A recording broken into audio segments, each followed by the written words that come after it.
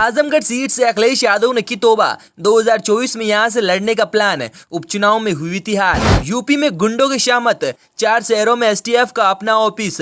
योगी सरकार ने दिए 20 करोड़। अखिलेश के चाचा मोदी के साथ धीरे धीरे अध्यक्ष छोड़ रहे सपा। योगी का माफियाओं पर हमला। बोले माफिया है नहीं थे और अब पैदा भी नहीं होंगे। शाइस्ता हर दिन कर रही योगी को चैलेंज।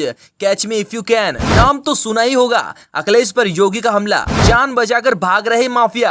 अब योगी के साथ हो गई यूपी की पूरी जनता। जी हाँ, योगी इन दिनों माफियाओं को लेकर काफी चर्चा में रहते हैं। जी हाँ, योगी का नाम सुनते ही माफियाओं का मानो जैसा पसीना छूट जाता है।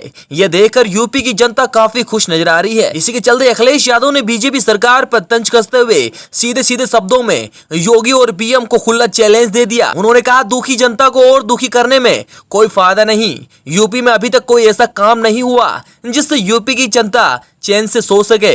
आए दिन जनता हाल बेहाल हो रही है। आखिर इतना पैसा जा कर रहा है। ये सब देखकर लगता है कि अब बीजेपी सारा धन लेके भागने की फिराक में है। इसी बयान का पलटवार करते हुए योगी ने कहा, मूर्ख होते हैं वो लोग जिनको यह तक नहीं पता कि यूपी में क्या क्या काम करवाए। अगर यही पता नहीं तो काहे के अध्यक्ष छोड़ दीजिए ये कुर्सी। आपको कोई हक नहीं ये सब बोलने का जब आपको कुछ पता ही नहीं। इसी बयान के आगे योगी बोले, माफिया है कहाँ, कितने बचे? अगर बचे हुए हैं तो जल्दी उनका खात्मा कर दिया जाएगा। इसके बाद से यूपी में ना तो गुंडागर्दी होगी ना ही तानाशाही। अब हक सिर्फ जनता का होगा। इसी के आगे उनका कहना है कि माफिया को खत्म करने और उन जनता को खुशी करने में किसका हाथ है। और हंसते हुए कहा, नाम तो सुना ही होगा। जी हाँ, योगी के कारनामों को देखकर माफिया भागते नजर आ रहे हैं। इससे जनता को खुश है। लेकिन अखिलेश यादव आए दिन योगी पर आरोपों की बारिश करते हैं और कहते हैं कि कानून किस लिए बनाए गए। इसी के चलते 2017 में योगी सरकार आने के बाद यूपी में गुंडों और माफियाओं की शामत आ रखी है। योगी ने अपरा पर अंकुश लगाने के लिए एसटीएफ को अब और मजबूत प्रदान की है।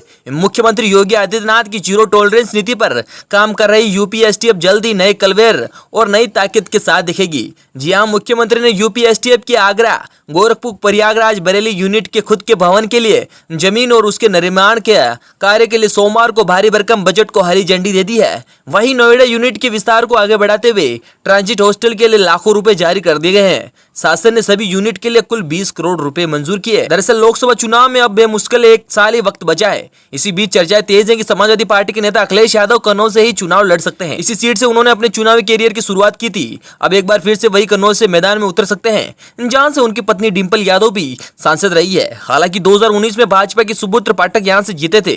अखिलेश यादव ने 2019 में आजमगढ़ सीट से लोकसभा चुनाव का लड़ा था और अब वे वहां पर वापसी नहीं करना चाहते, क्योंकि बीते साल उपचुनाव में उनके चचेरे भाई धर्मेंद्र यादव को हार का सामना करना पड़ा।